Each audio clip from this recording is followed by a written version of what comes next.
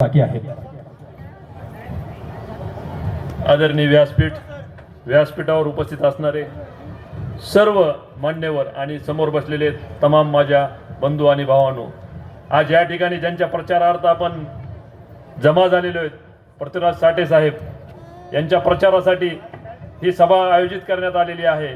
सर्वप्रथम मी आपल्याला सांगू इच्छितो की केज विधानसभा मतदारसंघ जर पाहिला तर 3 तालुक्यांमध्ये तो विभाजित झालेला आहे, बीड, केज आणि अंबाजोगाई। या भागामध्ये जो कोणी आमदार निवडून येणार आहे या भूभागाची त्याला माहिती आणि या ठिकाणच्या मतदाराची आणि लोकांची जाणीव असणं गरजेचं आहे। प्रामुख्याने अंबाजोगाई जिल्हा निर्मितीचा प्रश्न गेल्या 30 ते 35 वर्षापासून प्रलंबित आहे।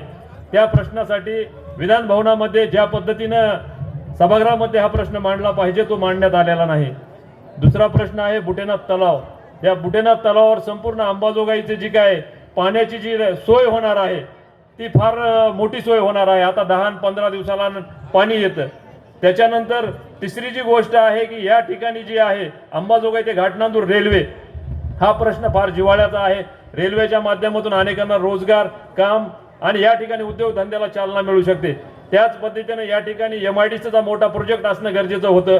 त्या MIDCच्या प्रोजेक्टसाठी आतापर्यंत कुणीही ज्या प्रतिनिधीनं ज्या पद्धतीनं त्या सभागृहामध्ये विचार मांडणं गरजेचं होते मांडलेले नाहीत। या सर्व गोष्टीचा विचार करता या मतदारसंघातले जे लोक शिक्षणापासून वंचित राहतात, शाळा काढण्याची जी गरज होती, ज्या काळामध्ये सरकारी शाळा काढल्या गेल्या, अनुदानित शाळा काढल्या गेल्या की सर्वसामान्यांच्या लेकरांना शिकता यावं, पण आज जर बीड जिल्ह्यात जर बघितलं तर जिल्हा परिषद शाळा बंद होत चाललेल्या आहेत। खाजगी शाळांचं पुनर्वसन होत आहे।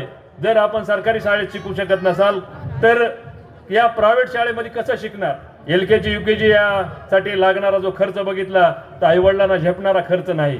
आणि या दृष्टिकोनातून सरकारी शाळा जगल्या पाहिजेत याच्यासाठी या लोकप्रतिनिधींनी प्रयत्न करणं गरजेचं आहे। चांगल्या दर्जाचं शिक्षण या जिल्हा परिषद शाळेमध्ये गरजेचं आहे।